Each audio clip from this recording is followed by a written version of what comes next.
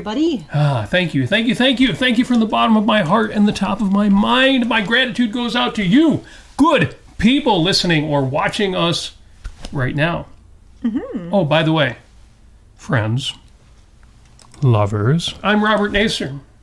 I'm joined by Amy Nasir, and all of you. This is going to be quick. Let's make it good. Today is Sunday, October 2023, the 1st of October, the first day of the new month. Mm-hmm.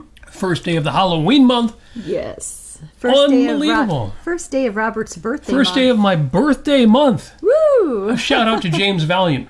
If you are watching, I know you often are because we share birthday time of year. James just had his birthday. We wished him a happy birthday online, but it turns out he couldn't actually respond because Facebook blocked him for some kind of activity. Anyway, James Valiant, you're the best. You're not any older. You're just better. Yes. You rock. And yes, today is Sunday, October 23rd. October 1st, 2023. This is what happens when I try to go fast. Today is Sunday, October 1st, 2023, the 274th day of this, your best year yet. 274, that's a big number. You've got a lot of days in. Hope you've been making them excellent. You've got 91 left to make it outstanding. That's right, we're in the final quarter. Some folks are saying, man, the year's already almost over. No, you've got a whole quarter, 3 months, and 3 of the best months. What do you get? Halloween, boom. Thanksgiving, boom. Christmas, boom. It's going to be good, and I know you're going to make it outstanding. We're going to help if we can. 91 days left to make this your best year yet. Christmas is in just 85 days. Halloween is in 30 days. 30 days, that's 30 it? days. That's it? 30 days to finish getting those decorations out there. Almost Did you over. pick out your Halloween candy? I hope there's someplace you can give away candy. If not, did you pick out your Halloween candy you're going to indulge in this year for you yourself? Did you pick out your costume? Your costume, oh my gosh. We need to do that. We've thrown ideas back and forth, but we have not actually picked yet, which is outrageous. We are late. If anybody out there has a costume idea for me and Robert, please put that in the chat. I would really appreciate it. Amy's especially fond of couples ideas where our costumes have something to do with one another, but it doesn't have to be that way. Could be something different, totally. Yes. So, October 1st, 2023, well, on this date, this is the date that Scientific American magazine, it's originally, I think it was Scientific American News, because it was more of a newspaper format, reported that radio will soon be used to transmit music in the home. What? Yeah, isn't that crazy? It's pretty wild. I can't imagine. Like transmitting, not just having it on the nice wax cylinder. Yeah, well, at that point, I don't even know if we had wax cylinders available. We had, you might have a pianette or an organ, maybe one of those guitars that C.F. Martin was making in your parlor room, if somebody was trained to play. Did we have, we didn't have Victrolas at that point? 1920, I don't know that we had the Victrola yet. We may have. We did have the wax cylinders you mentioned, but I don't know if we had Victrolas. Yes.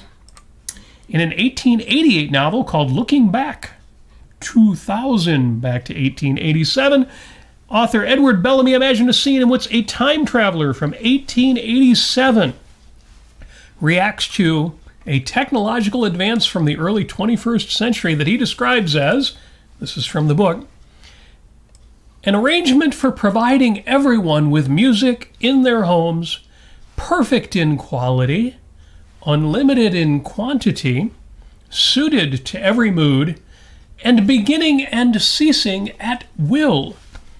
Now, in Bellamy's imagination, this astonishing feat was accomplished by a vast network of wires connecting individual homes with centrally located concert halls staffed around the clock with live performers. Now, obviously, I got the particulars wrong, but here we are. Music everywhere, whenever, wherever you want. So yes, October 1st, 1920, Scientific American was founded by inventor and publisher Rufus Porter in 1845 as a 4-page weekly newspaper. First issue of the large format newspaper was released in 1845, August 28. They were the ones who published, let me put this up there, the classic bit of great art here.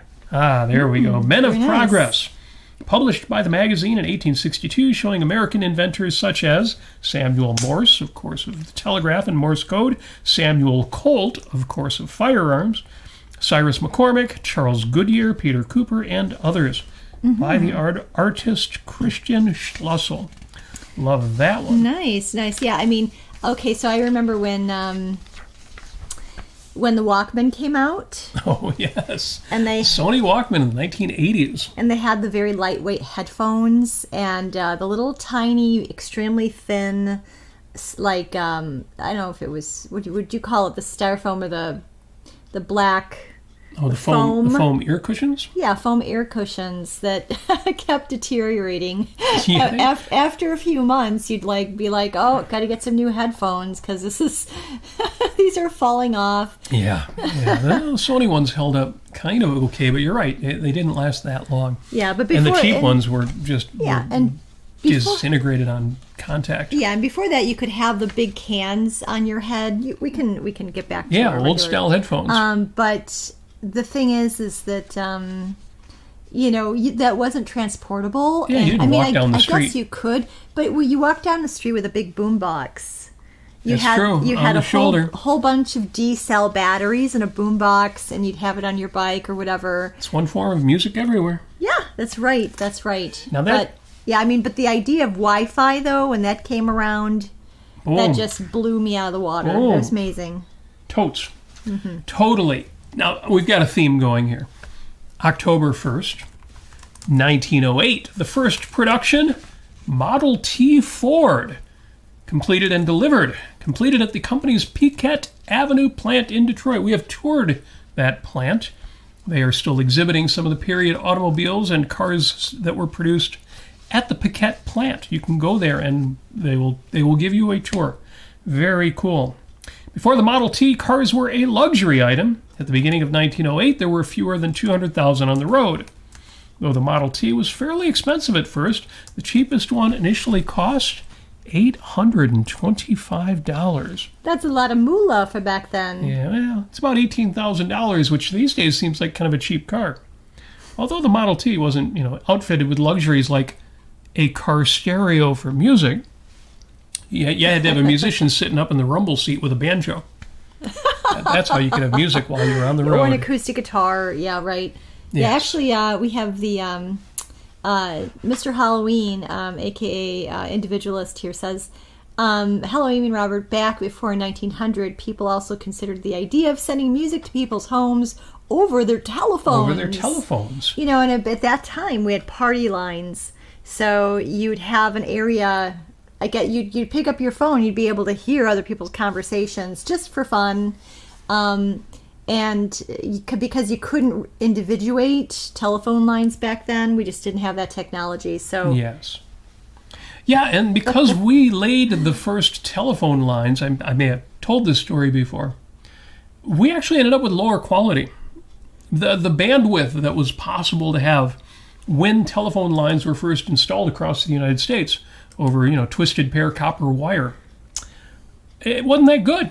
We all know, telephone, there's a telephone effect you can use in most audio programs to make your voice sound like a telephone and very, from something like 500 hertz to 4,000 hertz was the bandwidth. Yeah. And what's interesting is when telephone lines were installed in some countries, for example, in Europe later on, because they were so late, they were also much better technology.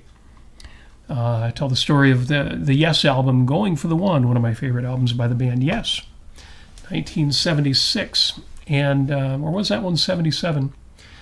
And it includes a church organ. Church organs in Switzerland, studios in London, and they actually piped in the music over the phone lines because the phone lines were so much better than what we have in the States. It actually worked. It was the craziest thing. So yeah, if you get there late, sometimes you get better. It's like cell phones are actually, cell technology is better in Europe than it is in the States, but it's because they were latecomers. So yes, Model T, October 1st. Again, this date, 1908, no car stereo. Right. By the way, going back to the Piquette plant, you Yes. can actually come to Detroit. Come to Detroit. You won't get killed, everybody. Well, no, you won't, actually. not if you're strong. Nowadays, it's just fine. You can go to the Paquette plant. It's still open. You can go on a tour there. They have special events. It's really wonderful.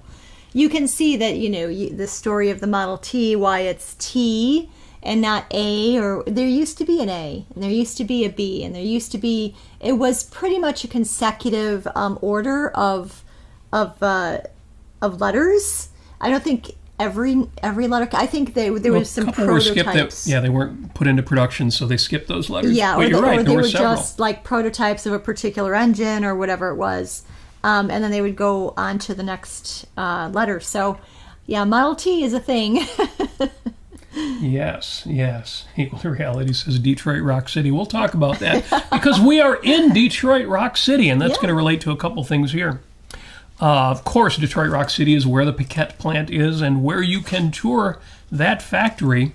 And that will give you just a taste that will make you want to go to Greenfield Village, where you can see where they moved the original Ford Motor Company building, which came after the Paquette plant, or was that before the Paquette plant? It's on the village grounds, and you can tour that. Now, it's also, because it's October 1st, well, first of all, it's International Coffee Day, so here's your international coffee here. Is that That's the international coffee? Is that the International Cafe Vienna brand? The stuff that's oh yes, the international coffees, those instant coffees, but they were considered such a luxury brand. Oh yes. My gosh. I have cappuccino. Let's sit down and be ladies in the on our beautiful couches in the 80s and sip an international coffee. They would laugh over their coffees the way modern women laugh over their salads. Yes. The International House, what was the brand name now?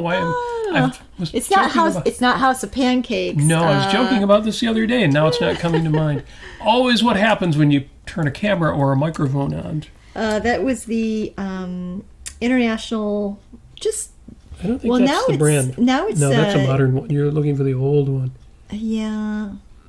Oh, here it is. There you go. Here it is. That's the General Foods International Coffees. General Foods International Coffees. Yeah. There's Cafe Vienna. Swiss Mocha. French Vanilla Cafe. It's Cafe Vienna. Yeah. So delicious. It's hilarious because they were in these boxes, these tins, which at the time seemed really fancy. But they're instant coffee. For Pete's sake, instant coffee. How good can it be? Whatever. Starbucks makes a pretty good instant coffee. That's true. The via Starbucks little envelopes for freeze-dried coffee. Who knows? Maybe the General Foods International coffees were better than we remember. Absolutely. Oh, Paulo Zeus says his birthday is tomorrow. Well, happy birthday. Early birthday to you. Maybe we'll give you a birthday shout-out, as we are wont to do, given that we're talking about, among other things, music today. In fact, today is October 1st, as I said. It's also CD player day. You mentioned Walkmans. Sony did actually produce, after the cassette players, or during the cassette players, they eventually produced a Walkman CD player. And those are still out there. Sony doesn't do it anymore, but you can buy these little round, battery-operated, and they've got skip control in there, so if it skips, it doesn't matter because it saves a little extra in memory at a time. So yeah, CD players somehow are still out there. In fact, we've got a CD player in our car. Yeah, it's a little slit. The Model T, as I say, didn't come with a car radio because the car radio didn't exist at that time. The funny thing is, I can't remember the last time I actually played a CD in the car. I was looking at that the other day because I was driving that car, and I'm like, I guess CDs go in there. I wonder if there's a CD in there right now. I don't know. It's so nicely designed. This is in the Honda Accord, that there's a slot to put a CD in, but you wouldn't know what it was if you didn't know that it had a CD player. Do you remember when you used to have a CD player in your car, but cars didn't actually have CD players? They had cassette tape players, and you would take this special cassette tape player with a wire on it. Oh yeah. And you stick it in there, and the cassette and the player wire would kind of hang out. It would attach then to the CD player. Of course, if you hit a bump while you were driving, it might skip. Until they had anti-skip CD players where you could wear the CD player and jog at the same time. It was great. I think of the way we used to rig cars up. My first car was a Chevy Monza. It's a little tiny thing with 6-cylinder engine, so it was pretty peppy. And I decked this thing out. I had LED lights on the dashboard that didn't do anything other than turn on if you flicked a switch. Other ones that actually were connected to the, you remember power boosters and graphic equalizers and the things you would do to take your factory stereo and make it sound. See, that's the thing, factory radios back then, unless you happen to buy a BMW or a Cadillac, factory stereos were lousy. They just sucked. And we would always want to replace it with a big set of Jensen 6x9s, coaxial speakers, and graphic equalizers, and power boosters. And the ones that you could actually take the front interface off of so that it wasn't stolen. Oh, that came after this. But you're right. By the 80s, we had anti-theft devices on our car stereos. And yeah, you could pop the front of it right off so it was useless if anybody stole it. Wow. Yes. Things are so much nicer now, so much safer now. They are. They're great. Yeah. Now at least you know when somebody stole your radio because you walk up to your car and it's going honk, honk, honk, honk, honk while everybody's waiting for somebody to shut the damn thing off. Right. Not really. No, things are so safe now. There will always be ne'er-do-wells. Well, That's true. Jeff here on YouTube, he has an 8-track player but no tapes. Oh, I've got a few tapes, but I don't know if I still have a working 8-track player. I'm sure I do somewhere down in my equipment room, but... Yeah, right in the middle of that song, cha-chunk. Yeah, and not just the pause and the clicking sound, but sometimes it would come through the amplifier. It would make that sound that the solenoid engaging would make. Yeah, and of course, I remember when I was a very, very young person, back in the 1800s. They had the so that you had a radio in an old car, and it would have little press buttons. Oh yeah, and it's a test of young people. Can they program a radio station on a push button car radio? Yeah, that's. Some of you may remember how to do that. You would turn the knob to the station you want, and then pull the button out and push it in, and hope that it remembered it well. That's Sometimes right. it'd still be a little off, and you'd have to tweak it a bit every time. Yeah, eventually they came out with that same concept, but digitally, that you just have to kind of like hold it for 5 seconds, and there it is. You mentioned it's my birthday this month, so I'll tell you how old I am. I still remember when car radios were an option, and then after a while they weren't an option, but they were AM only, AM radios, and if you wanted an AM FM radio, that was an option. And yes, then they started making 8-tracks and cassettes available, and finally CD players. And nowadays they don't even put CD players in; they just give you, AirPlay and CarPlay, the Apple and Android versions of hook your cell phone up to this remotely. Don't even bother with any of that other stuff. And in that regard, yes, happy CD Player Day. It is also International Music Day. October 1st is officially International Music Day. And all of these music references came up without my bidding. I swear, I wasn't going to be talking so much about music today, but everything is related to music. And I don't know if he was actually I don't know if he was a musician. Let me know if you think so. Henry Wadsworth Longfellow. He was a poet. Yeah, he was a poet, but he said music is the universal language of mankind. Music is the universal language of mankind. It certainly is. Given the way that it functions, it's interesting how music can differ by cultures, but everybody's got music. Yes. As they should. Yes. And Nietzsche said, life without music would be a mistake. So I cannot agree more wholeheartily, despite Nietzsche not always being peachy. Yes, and Equal to Reality says, if I move to America, I'm getting a stick shift manual, really good anti-theft device. That's I right. have, my car is actually manual and has stick shift. And that's true. You chose a stick shift. Yeah, I did, because I learned how to drive on a stick shift, basically, for the most part. Well, a little bit. And so I just got used to this car that I had. And then afterwards, I got a new car. I'm like, I would like to have a stick shift. Nowadays you drive the one with the automatic. I'm pretty used to automatic, but I can go back and forth easily. So it's fun. Stick shift has a certain fun to it. You feel like you're really getting all the torque you can out of that engine. Well, I'll tell you what. Try to get valet parking with a stick shift. I think you can here in Michigan for the most part. Decent restaurants, yeah. but- They expect their valet parking guys to be able to drive a stick. Yes, yeah, but maybe not always. Yeah. And then, do you trust them? Yep.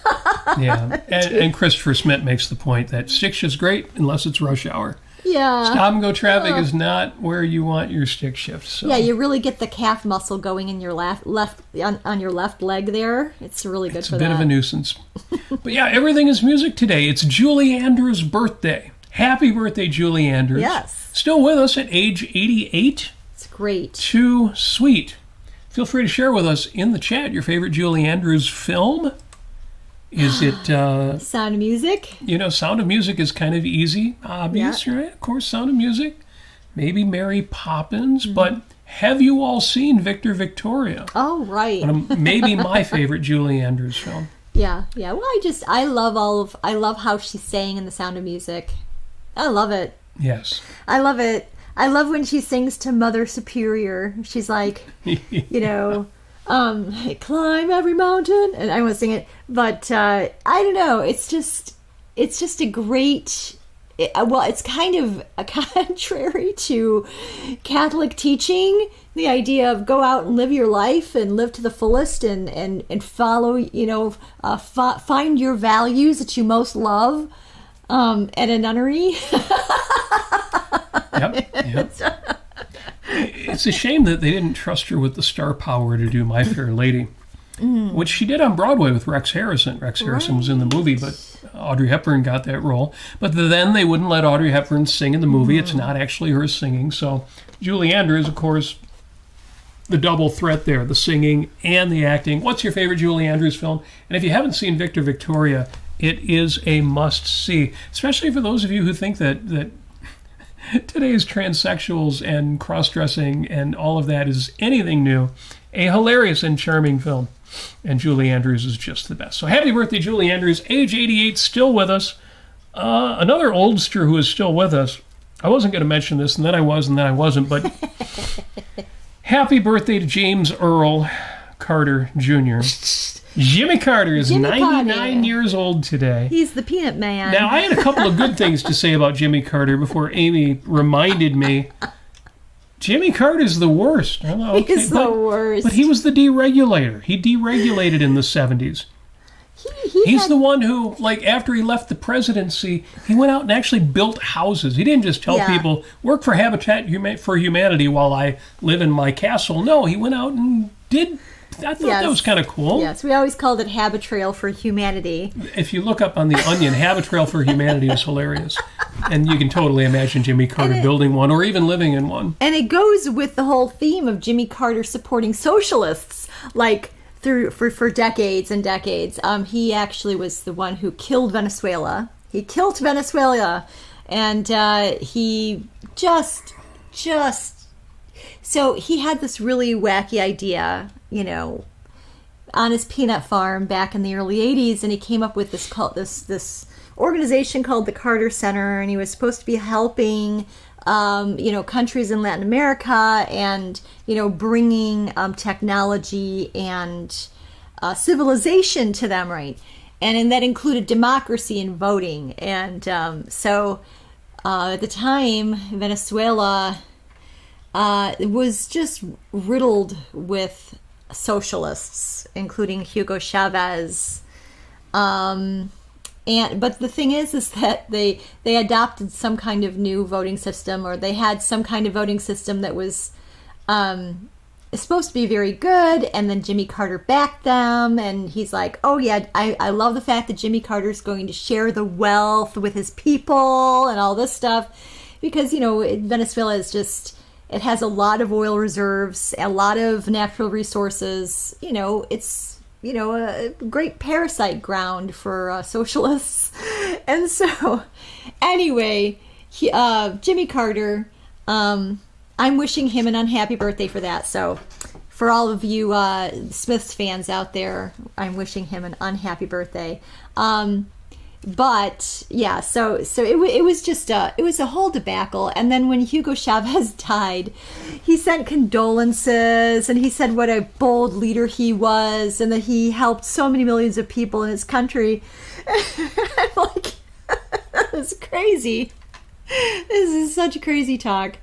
Yeah, anyway. So, yeah, Jimmy Carter, man of a lot of mixed premises and bad ideas. So, maybe he, I don't know. I can't say anything more because I can't say anything good. All right. So thank you for sharing that. And so Narendra's back. Welcome back, Narendra. Yeah. Facebook blocks. Same thing had happened to Mr. Valiant recently, but even worse with Narendra. The wise man from the other side of the globe is back. Is back on Facebook. Good to see you there. He says, happy moron day. I just can't get a break for mentioning Jimmy Carter. He did some good, and but You my said gosh, enough. You said enough about Jimmy Carter. Yeah, we get it. Trust peanuts, if you're not allergic, peanuts are very nice.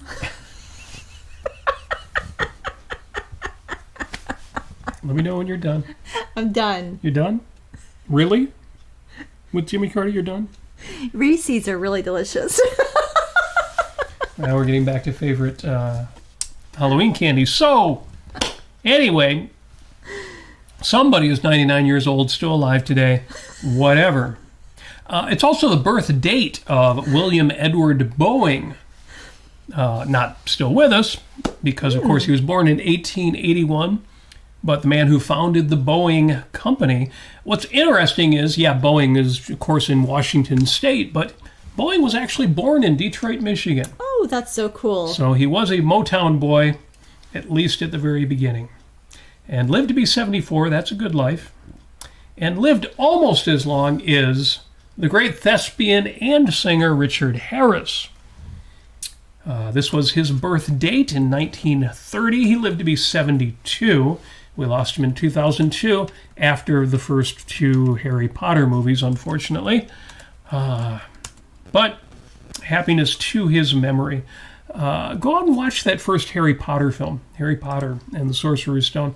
Magnificent film, great production. They're redoing the Harry Potter films as a television series. And in some ways, I suspect those might be even better. I hope so. But I think we take the movies for granted. I think we forget just how good they were. And especially Richard Harris as Dumbledore. I love Richard Harris as Dumbledore. We lost Michael Gambon, who was very, very, he's nice guy. He's a very good actor. And he did a competent job as Dumbledore in the other 6 films, because there were 8 altogether for the 7 books. But Gambon was always... Well, he was second favorite. He was a little aggressive in the Goblet of Fire. Harry, who put your name in the Goblet of Fire? It's like they went from... I mean, obviously both Dumbledores were British. Richard Harris gave Dumbledore his bit of Irish, and I think Gambon just gave him a ton of Scottish. So... Right. So anyway, the birth date, Richard Harris. Watch that first film, or just listen to Richard Harris's beautiful rendition of MacArthur Park. It's always been so over the top that I was never sure if it was intended to be serious. But speaking of International Music Day, International Coffee Day. No, International Music Day. Yes. Yes. Richard Harris doing MacArthur Park. Look that up. Look it up. So it's not hard to find. I don't know if he was he a singer before he was an actor? I don't know. But anyway, he's a great guy, amazing guy. Richard Harris did a great performance in he did a great performance in it's when they were in prison. They were in prison. And they were like in a dungeon, and the whole movie was in a dungeon, and that movie was called. Somebody in the chat here, help us out. Richard Harris in a dungeon. Christopher Smith's not going to help us because he's posting the lyrics to MacArthur Park, for which I'll be laughing for the rest of this episode. I'm looking this up.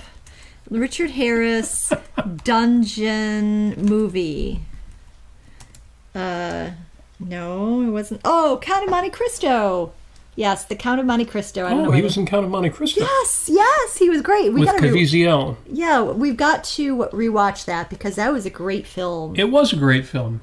I don't know. After the Passion of the Christ, I'm like, I don't know if I want to see Caviezel do anything. But he was great in Count of Monte Cristo. Yeah. Yeah.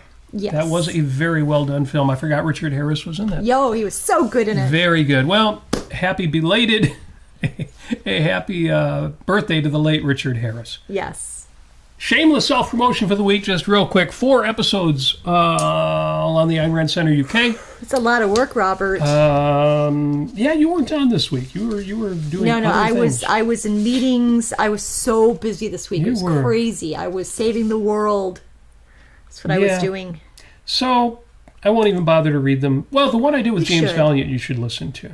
Hope and Perfection. I Am Perfect. Definitely listen to that one. All 4 of those links are in the show notes. You know the show notes, so you can find them in the description on the YouTube video. So, show notes, look at the stuff that I did this week. It was pretty damn good, if I do say so myself. Well, you were on, of course, the Thursday show. I was. Life on Earth with Robert and Amy Nasir. And the question for the day was, and this sounds kind of negative for what we usually do, but the question was, do they want to live? Do they want to live? Very Ayn Randy topic. Yeah. Oh, and do evil people really want to live? Yeah. I got to talk about evil is great. It was great. It's a question that comes up. Because evil is ultimately lame. It's like literally. It's impotent. Evil is like you're an electronic device. And you've got batteries, or you're plugged into the wall with electricity. And the thing that sustains you, your actual power, the thing that actually, the thing that keeps you going according to your nature, is plugged into the wall on a wire, and you're basically cutting at it, constantly cutting at it. You're constantly undermining your power. It's like the video where they throw the knives at the wall over and over again. I don't remember that. You probably haven't seen it. Okay. Folks, in the United States, you've seen what a wall outlet looks like. 2 slots with a grounding tab. Mm-hmm. And somebody made the argument that, no, that's backwards. The ground should go on the top. And the way they proved that was they plugged a 3-wire plug into a 3-wire outlet in the United States. And then they kind of let it kind of pull out a little bit, like a cord might sometimes do if it starts to sag. And they noticed that, but the 2 conductors where the electricity is, not that safety bit, not that ground bit that's going to save your life, the 2 conductors are exposed. And if something conductive fell, like down the wall, and hit that outlet, it would short out. It would cause a fire or a spark because the grounding tap is on the bot. It's the most ridiculous thing. Like, how many of you have taken butter knives and thrown them repeatedly at the wall until they happen to short out behind that plug that happens to be a little way from... Sorry, what were you talking about now? I was talking about evil. Oh, evil. Evil needs to be plugged into the wall because evil is not a self-starter. Evil is necessarily parasitical. Yes. It lives off of virtue. It lives off of the good. When it does something to another creature, another energy source, you could say, it's just like, and it does something really bad to itself, really harmful to itself. And in doing it and harm to itself, it's harming somebody else really horribly too. And when they finally figure out, I'm such a bad person, I've done such horrible things to myself and to another to a victim, instead of actually confronting it and flying right and trying to be a good person and trying to be good to their nature, they just try to extinguish the memory that's found in the other energy source. Right. As parasites are wont to do. Yes. So that they can forget that they're parasites. Yes. Yes. So anyway, they can do one thing, and that's they can live off of your virtue. It's like the government. The motto of the government is, "We've got what it takes to take what you've got." Right. Yeah. So the essence of evil isn't power. It's being a parasite, basically, or trying to extinguish the energy source that all drives us, which is in our case as human beings, which is reason in our minds. So be kind to your mind. Be kind to your mind. Yes. Ooh, that's good. Yes. Equal to Reality says you cannot do that with British plugs.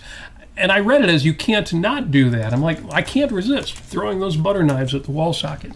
So yes, Bad Evil, good episode. So give that a watch of our Thursday show. I thought it was pretty good. Now, because of the Renaissance Festival. What do you mean the Renaissance Festival? Well, those of you who follow us on Facebook, you know. Yesterday, Amy and I went to the final weekend, which meant it was crazy busy, of the Michigan Renaissance Festival. It was busy. And because it's CD player day, and I do still have a CD player in my car, and because it's International Music Day, and this hypothetical question came up in a Facebook group called Cover Band Central. Now, as an amateur, very amateur musician, of course I'm subscribed to a group called Cover Band Central. Amy and I have been known to go to bars and play cover songs as part of the band, not on the jukebox, although that too. Here's the question that came up. And tell me what your answer to this would be. Hypothetical question in the cover band group. If a musician fell asleep in 1970...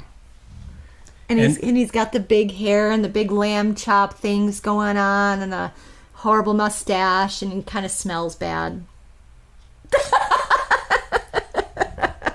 Well, we know what Amy's impression of 1970s musicians was. Let's try this again. If a musician fell asleep in 1970 and woke up today, what would he be most surprised by? I know. And I think you could probably extend this out to anybody who fell asleep in 1970. What would they be most surprised by in 2023? But we start with the premise of music. Well, going back to the one gentleman that you referenced earlier about actually transmitting music from that example was transmitting music from multiple sources where they're playing live music with orchestras, which is funny. It's funny because it's such a small part of what music is today on the internet and over Wi-Fi and over cellular networks, but it is still a thing. Right. You know, the Detroit Symphony Orchestra, for example, here in Detroit, they do simulcast their concerts. You can watch them on the internet. Yeah. You would think, well, then why would I go down to Orchestra Hall?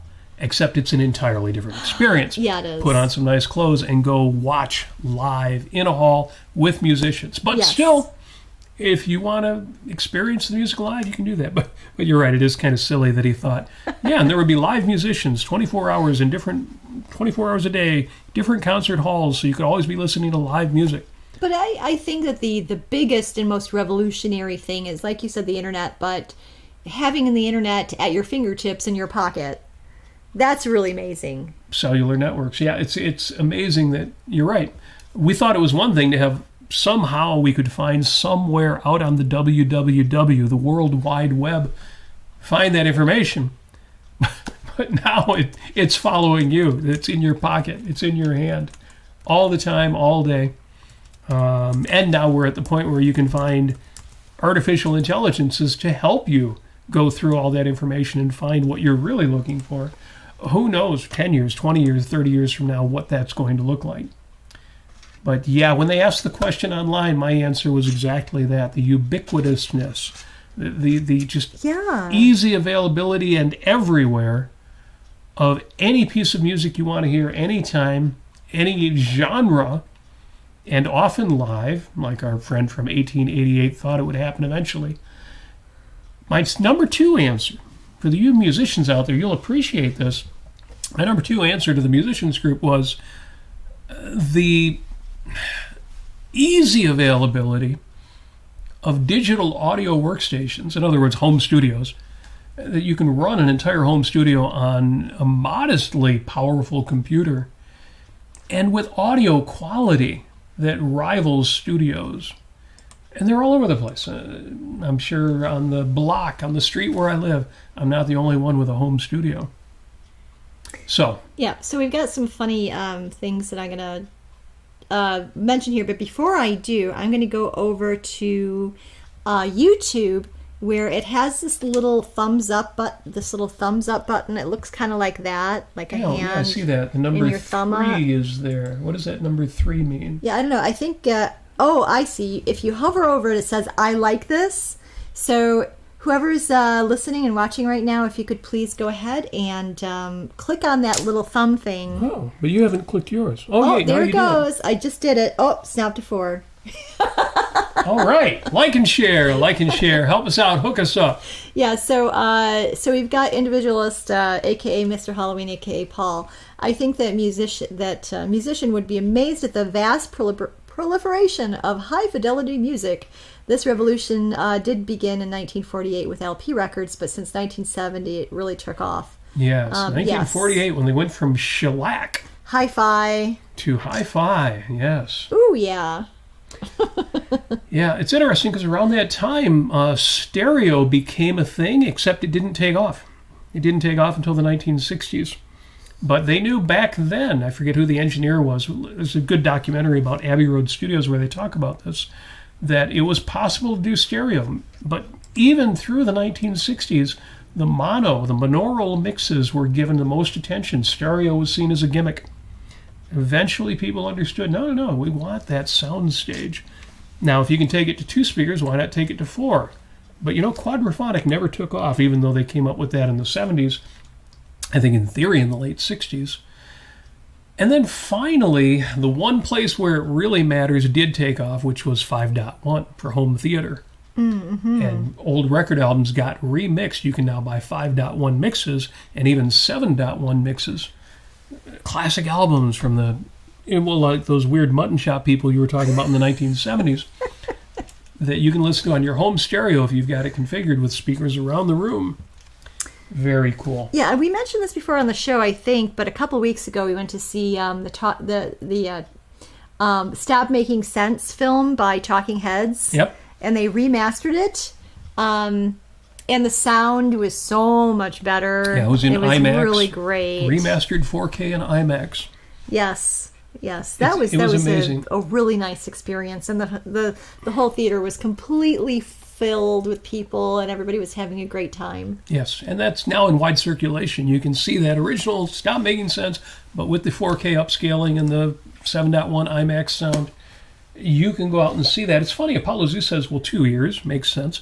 That was my thinking back in the 70s when they came out with quadraphonic. I thought, well, you have 2 ears, so stereo makes sense, but front and rear it's kind of, you can tell something's in front of you or behind you, but can you really tell with only 2 ears? Turns out it actually works, and yes, you can kind of tell when something is behind you by the coloring of the sound. You're just 2 ears, but it's directional. You're in a car, and you've got not only you've got one side and the left and the right sides, but you have the fade, which will give you the back speakers versus the front speakers. So yeah. But to me, that only increased the richness of the sound. I didn't really have a sense of directionality. But in a good 5.1 theater system, or if you go to see something in IMAX, and I think those are 7.1, you can hear direction. Mm. It's the strangest thing, but it's the coloration of the sound and the difference in the time it takes the sound to reach your ears. It all adds up to, yes, it's not as obvious as stereo left and right, but you can hear it. So yes. Very cool. Very cool that that's all available to us. So, yeah. Did we get any answers to the question, well, what do you think people would be most amazed by? Well, I mean, individualists said that about hi-fi. Christopher Smith says how strong the weed is. I can tell you back in the late 70s, the weed was plenty strong. I heard about it. But yes, I know, things have gotten much stronger. And in the United States, it's legal everywhere, but it's illegal everywhere. It's the strangest thing. They've made it legal in almost all or all of the 50 states, even though technically federally, which is supposed to be the overarching law, it's still illegal, but it's completely decriminalized.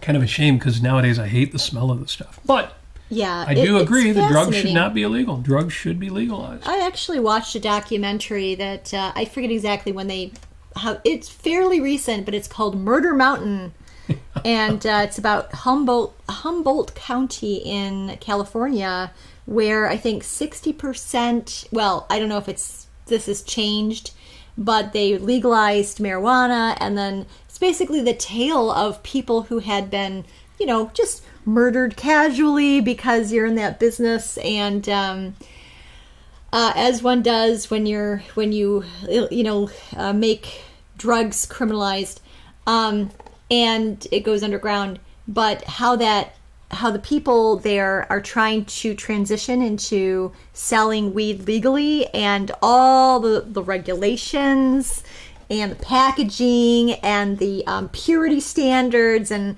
these alphabet companies that they have to deal with to actually make their product legal to sell. It is intense, and like we say, we're not marijuana people. I know some people who can handle that stuff, and it doesn't destroy their brains, but it does mine. And yeah, so but yeah, it's really a fascinating. Murder Mountain is a documentary on Netflix, I believe. Yes. Now, Equal to Reality offers an opinion about which I must say something. Says that most music is just junk. The greatest pop music, the greatest vocal music, the greatest contemporary music ever made, objectively, is whatever you were listening to when you were a teenager in your early 20s. That is the objective answer to what's the best music that was ever made. It's the music that was being made when you were coming into your own. I know people for whom they will say, well, for me, that was really like my 30s or, other time periods. The greatest music ever made is whatever you were into as a teenager, early 20s. And I don't mean to say that it's all subjective, but it is so context-laden that it might as well be. There is great music being made today, and I have no idea what any of it is. Talk to anybody who's into progressive rock. Like, my favorite band is Yes. I love the band Rush. I'm into Genesis. Progressive rock all the way. I can't listen to today's progressive rock, but it's because of the sense of life, because of what they're saying with their music. The musicianship is phenomenal. Amazing musicians nowadays are making progressive rock. It's just not my thing. I hear it. I understand it. And there are a few bands that I would encourage you to listen to if you're into listening to new music that you're not already familiar with. I have some favorite bands from the last 10, 20, 25 years, even though I don't know most of the music from the last couple of decades. So I totally get it. It totally resonates with me when people say, oh, music nowadays is junk. Hip-hop, rap isn't even music. And most of the country music is as stupid as country music's always been. And I get all of that, but I also respect that that's my context. And I know musicians who love country music. I know musicians who like rap music. So You're right. As far as it goes, it just doesn't go that far. Well, Chandler's in the house here, so we have to say we love rap music, especially Chandler's rap music. Yeah, see, there's a great rap musician. Look up nerdcore hip-hop. There was some great rap music. Christopher Smith says, we were all burning CDs. I have all the songs. Yeah, and if you were into, and we weren't into, but illegal downloading, you've probably got an old hard drive somewhere with 400,000 illegal downloads and probably half a dozen viruses. Right. But it was the thing. Napster was the thing, and then LimeWire and all peer-to-peer networks, and oh man, the stuff we have been through. Oh, so many things. It's funny. Chandler is listening and says, "Ha, I agree that rap isn't music, though. But thank you." Only when Chandler's rapping, it is music. He says it's tribal war music, if anything. Well, it is, but that's music too. Hip-hop is doing something different than rock and roll is. Yeah. It's not my thing, and we're close enough to Detroit that occasionally I hear it thumping down the street. But it's doing something for somebody. And I'm not Right. going to be subjectivist about it. I do think my taste in music is superior to just about anybody's out there, and I can back that up. But Yes.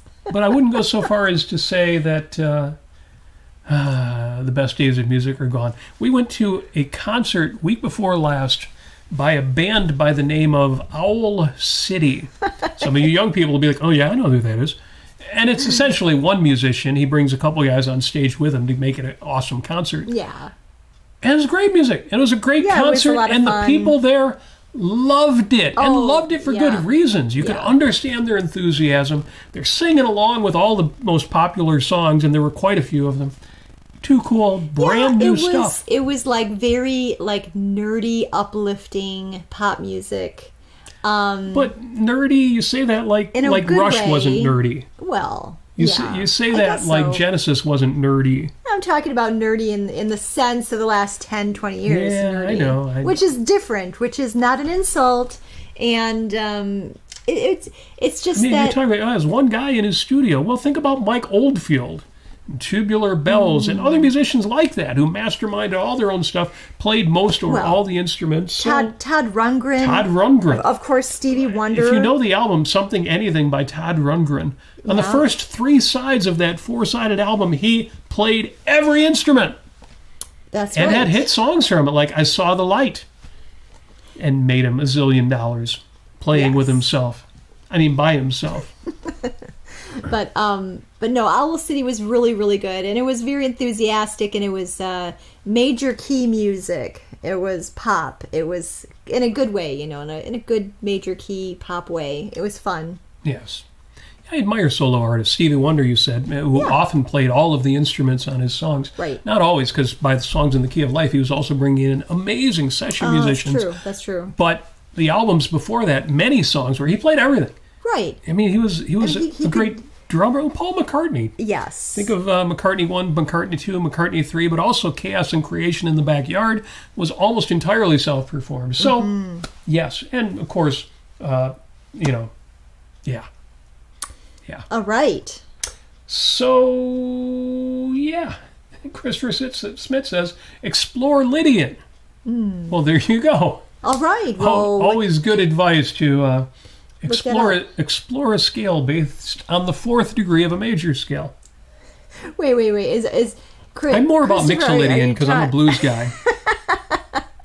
Is he talking about the scale structure, or is he talking about, like, is there a band named Lydian? I'm not entirely sure myself. Lydia. Everyone loves Lydia. Lydian. I would assume that he was talking about the mode, but I don't Is there a actually know. band? Oh, Gangsta Paddington is in the chat. So there's a rap musician we all know and respect. There you go. Okay. So there's a band called Lydian Collective out there, but that's so Lydian. So unsigned 32-bit individualist says, I knew someone named Lydia. Of course, Groucho Marx's famous poem. So, Cool. music. Christopher says, play C major chord left hand, but then play C major but with an F sharp instead of an F natural. Right. Which, again, is what you would get if you had a scale based on the intervals in a C scale, but starting on F. All right. Because FAC would be your chord. And then your next chord would be in C, GAB natural. But in F, that makes the 2nd degree major. Why am I talking about this? Anyway. To give me that glazed look on my face. Yeah. Well, and if I do it long enough, I'll eventually get over my own head.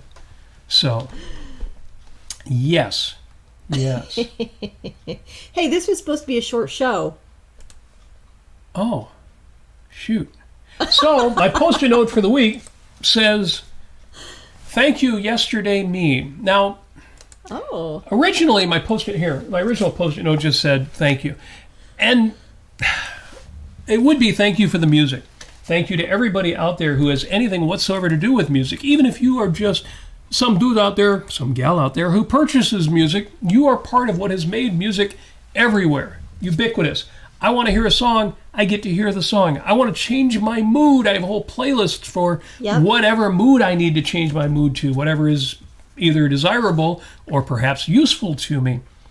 And I wrote a Post-it note that said thank you. And then as soon as I say thank you, as soon as I think gratitude, I think, you know what? I'm thankful to me. I always say you should look in the mirror and high-five yourself, but you can also thank yourself. You know, whatever's going on today, it's me yesterday who made that happen. Whatever's going on in my life this year, it's me yesteryear that made that happen. So my Post-it note says, thank you, yesterday me. Thank you, Robert Nasir. The Robert Nasir who did the stuff that he did to put me where I am at today in front of a camera and all you good people. You know, sometimes we look at our past and we say, man, I wish I had done this. I wish I had done that. Well, as the musician George Harrison reminds us, yesterday today was tomorrow, and tomorrow today will be yesterday. And that means the other thing you can do with this wisdom is say, you know, I'm going to do a little better today because tomorrow me will be thanking me for that too. So if there's something you're working on, whether it's personal improvements or home improvements, diet and exercise, changes in your career, or just being extra sweet to somebody who you care about. Yeah. But you're distracted, you're not motivated, you've got other things on your mind. Well, work a little harder. Get those things in, make those things happen. So tomorrow you will say, thank you, yesterday me. Yes. Thank you, yesterday me. That's really nice. So do a little preparation work for tomorrow or the week. You know, do some food prep for the next 5 days or whatever, and set yourself up for success. Whatever that thing is that is going to make your tomorrow so good that you will thank yourself today. That's right. And that's all I've got. That's why I said this would be a real quick show. You see how that plays out. Let's see. Did I miss anything important? Yes, but yes. And it's great to see Narendra's back on Facebook. That is so cool. You've been gone too long. It's because Narendra, among other things, totally is an act of self-sacrifice. I know he's not doing this for his own sake, but for the author Jim Ashley, he tends to post pictures of women, beautiful women, occasionally scantily clothed. I don't know if that's what Facebook periodically puts him in Facebook jail for, or if it's more the politics and all that stuff. I don't know. But it's great to see you out from behind bars. You were behind bars yesterday, Amy. No, I haven't been to... Oh, yeah, I was behind bars. You were in jail. But it wasn't Facebook jail. No, it was Renaissance Festival jail. Yes. That was fun. I was in the stockade. In the stockade. Yes. Yes, but you also had to do a routine to get out. Folks, Facebook.com/Robert Nasir if you want to see some of those Renaissance Festival pics, a whole bunch of videos, including the closing statement by the great Peter Suarez, better known as Manolete. Definitely watch the Manolete clips. There's more than one, including the great death-defying fire stuff. Okay, running longer than I expected to. So, folks, put up a Post-it note, writing thank you to yourself. You could even write thank you yesterday me if you want to get that bit of a reminder to be grateful. Wherever I feel like I fell short, man, I did a lot. I got me where I am today. Oh, but I wish I was richer, in a bigger house or something. Well, I'll work on that. But, man, I did good things to get me where I'm at today. I'm going to pat myself on the back, out of joint there, and I'm going to set myself up for a great tomorrow. Thank you. Thank you for joining us. Thank you for being in the chat, especially. And if you're listening afterward, feel free to leave any comments you like on the YouTube video. You can do that, too. Always appreciate it. It makes it feel like these shows last forever. Sometimes these shows feel like they last forever. No. It makes me feel like it never ends. And the fun does never end. That's right. So long as I am on the right side of the lawn. Thank you for joining us. This has been 5 Minutes with Robert and Amy Nasir. If you have suggestions for future episodes, enter them in the 5 Minutes with Robert and Amy Nasir Facebook group or right in the chat here. We will read them and we will put them into effect at some point in the future. You patrons, huge shout out to those of you who are patrons or one-time contributions. Thank you, Adam. You know who you are. You can contribute monthly to this show. Patreon.com/Robert Nasir. You could send a one-time contribution to this show just because you're feeling it in your heart right now and you're like, I got extra money in my wallet. I want to send that to Amy and Robert. paypal.com/Robert Nasir. Both of those links are at robertnasir.com, including clips of our most recent videos, all the ones that I mentioned just now. And with that said, October 1st, 2023, the last quarter of the year, I know you are going to make it magnificent. I know you're going to share some of that magnificence with us in the upcoming chats, and I'm feeling good. I'm feeling grateful. I'm feeling the thanks, and I am feeling the love for you. Thank you.